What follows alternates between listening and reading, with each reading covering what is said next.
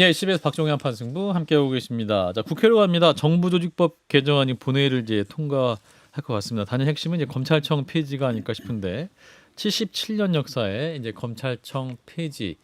자, 여러 가지 뭐 논란이 있었습니다. 결국 이제 이루어지는 것 같습니다. 박용진 의원님. 곧 추석이죠? 예, 추석 전에 예,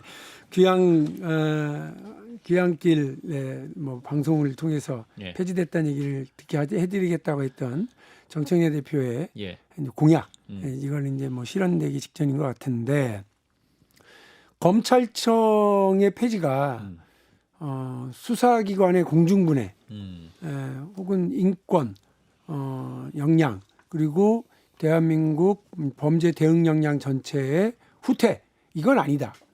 그건 아니기 위해서 후속 법안, 후속 조치 이런 것들 민주당이 잘 챙겨 나가도록 하겠다. 지금 해체되는다고 하는 검찰청은 기구로서뿐만 아니라 대한민국 역사에서 정치 검찰 그리고 바람보다 더 먼저 누웠던 그래서 권력에게 아부하고 그리고 그 힘없는 사람들에게 더 득달 같았던 그런 검찰의 해체, 검찰에 대한 역사적 단죄 이 과정일 뿐이다.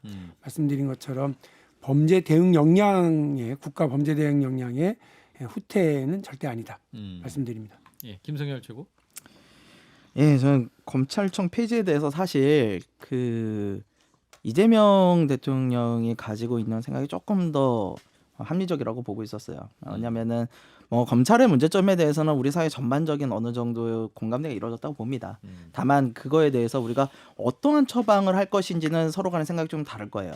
예, 저희 쪽은 조금 더 고쳐서 잘 써보자라는 쪽이 많았겠죠. 그리고 민주당 쪽에서는 이거는 고쳐서 쓸 정도는 아니고 아예 좀 대대적인 수술을 해야 된다. 지금은 없애버리자까지 나온 건데요.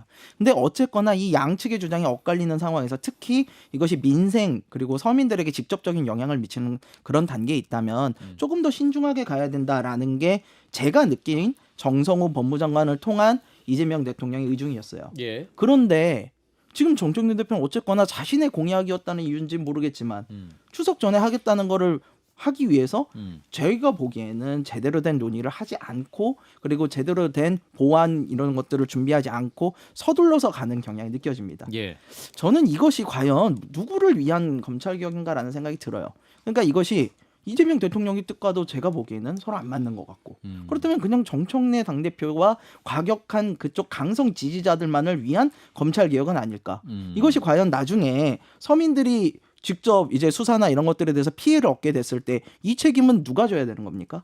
이 책임을 이재명 대통령이 질 수 있을까요? 저는 이게 다 정청래 대표는 그 당시 당대표를 하고 계실지 모르겠지만 예. 왜냐면 2, 3년 후가 될 테니까 그때 이거에 대한 정치적 책임을 지실 수 있겠어요? 글쎄요. 저는 좀 책임 없는 일이다라는 생각이 좀 들어요. 예. 자, 민주당 얘기니까 박용진 의원님 반론해 주세요. 책임질 수 있겠어요? 제가 아까 그래서 뭐 그런 우려가 나타나지 않고 현실화되지 않도록 이후에 이제 보완해 나가고 입법 보완해 나가고 또 뭐 시행령을 통해서도 하겠다 말씀을 드렸고요. 정부도 그 시간을 좀 갖겠다는 거 아니겠습니까? 예, 한 1년 정도죠. 그래서 이제 그래서 요 검찰청을 폐지해서 그렇다고 뭐 어디 가는 게 아니고요. 네.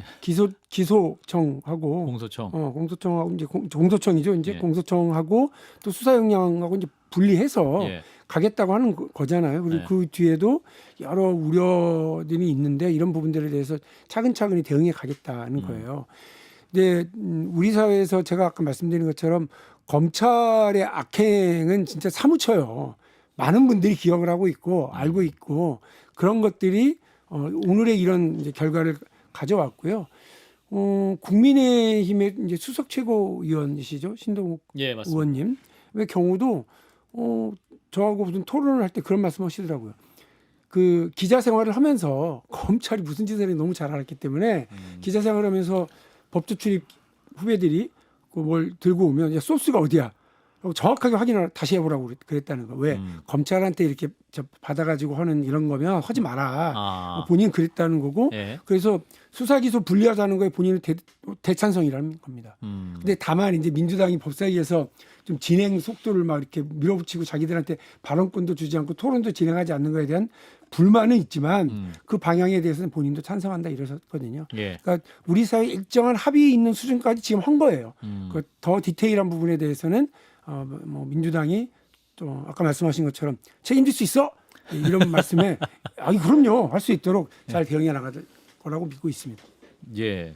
저는 예. 이 정부 조직 개편을 큰 틀에서 보면 정부하고 민주당이 굉장히 손해를 많이 봤다고 봐요. 아 그래요. 예, 왜냐하면 일단은 그 검찰청 폐지에 대해서는 말씀하신 대로 원체 이제 뭐 사전에 그 소위 개봉박두가 길었기 때문에 예. 이거는 뭐 일어날 수밖에 없는 것이고 거기에 뭐 타당한 이유도 있고 사유도 있습니다.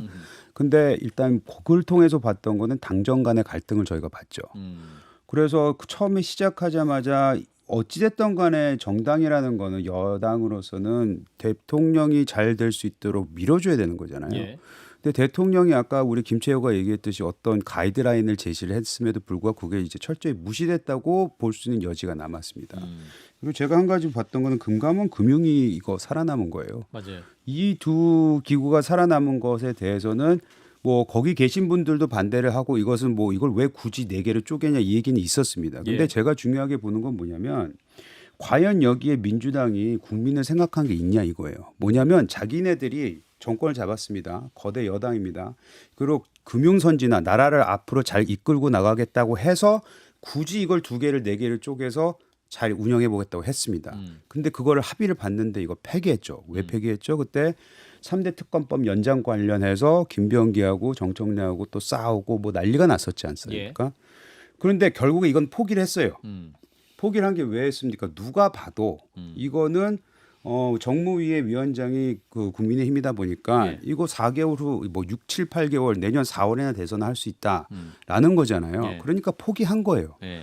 뭐 겉으로는 이것이 뭐 할 필요가 없다, 뭐 설득을 했다, 뭐 지켜야 된다라고 얘기는 하지만 결국에는 자기네가 그 15일 김병기 대표가 얘기했듯이 15일 뭐 더 연장할 수 있었던 그 특검법을 포기하면서까지 그거를 지키기 위해서 정부가 국민을 위해서 열심히 일하겠다고 했던 그 그림을 망가뜨린 것에 대한 책임을 안 지는 모습이잖아요. 저는 이런 부분에 있어서는 소위 말하는 뭐 극단 지지층들에 대한 말을 듣고 이렇게 했다 뭐 여러 가지 얘기가 있지만은 자기네들이 원하는 세상을 만드는 데 있어서조차도 이 사람들 그걸 포기한 것을 좀 보여줬다고 생각합니다. 예, 민주당 내에서 좀 논란이 있긴 했어요. 비공개의총에서도 이거 어떻게 이게 하루아침에 백지화하냐. 그리고 이제 다선 중진 같은 경우도 우리가 지금 무슨 핫바지냐 뭐 이런 얘기했다고 하는데 그렇죠. 사실 현실적인 문제죠. 그러니까 야당이 동의하지 않으면 예. 합의가 되지 않으면 야당이 정무위와 기재위 위원장을 맡고 있기 때문에 패스트트랙으로 가야 되고 그러면 일단 구조는 정부조직법으로 그림 자체는 뭐 기획재정부 뭐 재정경제부로 바뀌고 기획예산처가 생기고 금융 관련 기구가 4개로 또 나뉘어지고 복잡하게 되는데 후속법이 안 되잖아요. 그러면 정말 주식시장이나 또 이 어려운 올해 경제 성장도 안 좋을 건데 여기에서 굳이 이런 혼란을 초래할 필요가 있느냐.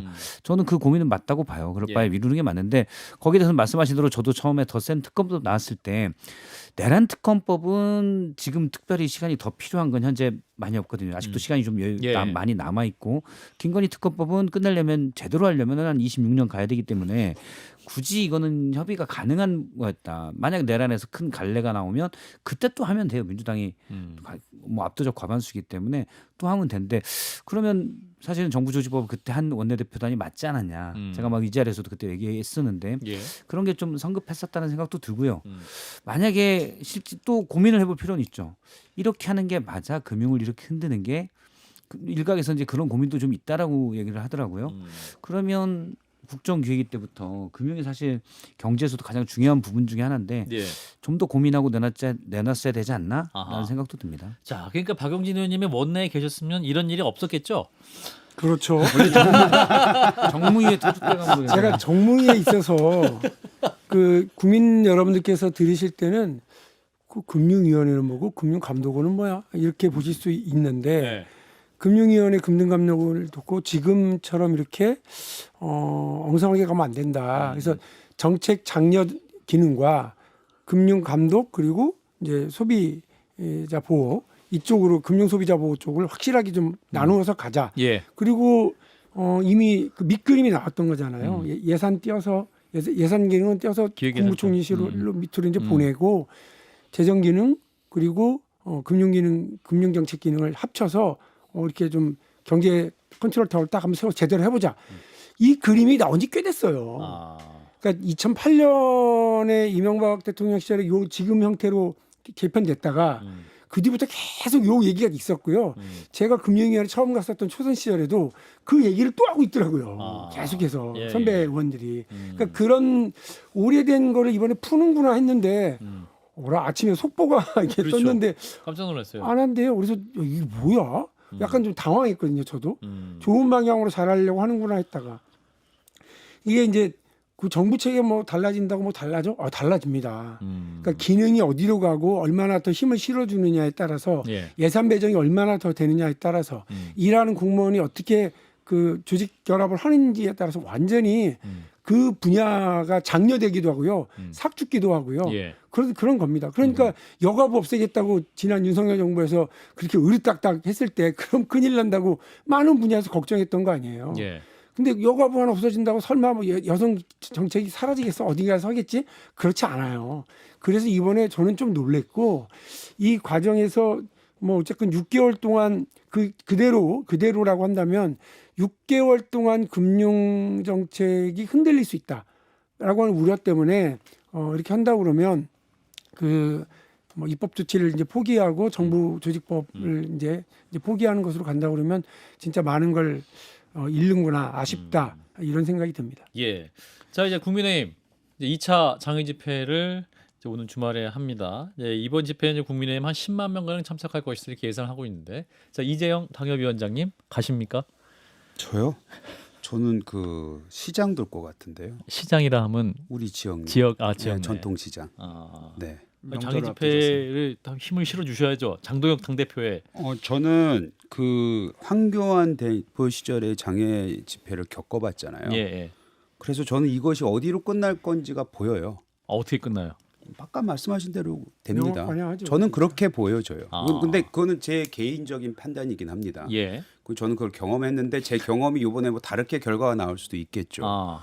근데 일단은 국민의힘이 뭐 제가 뭐 우리 당한테 이런 쓴소리하는 게 좀 미안하긴 한데 필리버스터 하잖아요. 그렇죠. 지금 하고 있어요. 하고 있죠. 필리버스터는 해야 돼요. 왜냐하면 그거는 국회의원들이 해야 되는 역할이기 때문에 국회의원들한테만 주어진 역할이고 국회 안에서 하는 투쟁이기 때문에 해야 됩니다. 욕을 얻어먹어도 그건 할 수 있어요. 야당으로서. 근데 장외 집회에 나오는 거 한두 번은 괜찮은데 이것이 마치 모든 뭐 그 분위기를 바꿔줄 건지 아니면 우리의 그 지지율을 높여준다거나 라고 생각하는 것에 대해서는 저는 매우 경계해야 된다고 생각하는 사람입니다. 예. 그래서 뭐 진짜 뭐 힘없는 당협위원장으로서 제가 할 수 있는 저의 의사 표현은 예. 안 가고 지역에서 정통시장을 돌면서 우리 주민들과 만나는 것밖에 없는데 모르겠습니다. 뭐 당에서 이 얘기를 들으면 되게 싫어할 수도 있겠으나 예. 저는 이 부분에 있어서 글쎄 10만 명이 나올까?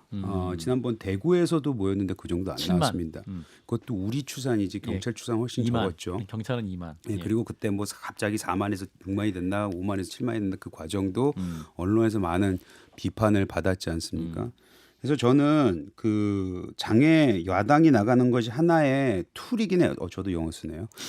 또 하나의 방법이기도 해요. 예. 그리고 필요에 따라서는 해야 된다고 생각합니다. 네네. 근데 이것을 습관적으로 자주 이것만이 길이다라고 나가는 건 그리고 특히 대상자가 그 소위 말하는 그 얘기를 듣고 있는 그 군중들이 우리들의 사람들이만 있을 때는 과연 이게 얼마만큼 더 큰 대중들한테 우리 아하. 국민들에게 확장성. 메시지가 잘 전달이 될까에 대해서는 좀 회의적입니다. 김성일 최고. 예, 그러니까 이게 이런 일들을 하실 때 목적을 정확하게 하셔야 돼요. 우리가 장외 집회의 목적은 무엇입니까? 당원 집회가 아니잖아요. 그러면 장외 집회를 통해서 일반 국민들 시민들에게 우리가 얘기하고자 하는 걸 좀 더 잘 전달시키고 그들이 우리의 의견에 동조하게끔 하는 게 목적입니다. 예. 자, 그럼 나가가지고 중도층이 지나가는 시민들이 듣고 고개를 끄덕일 이야기를 하셔야 돼요.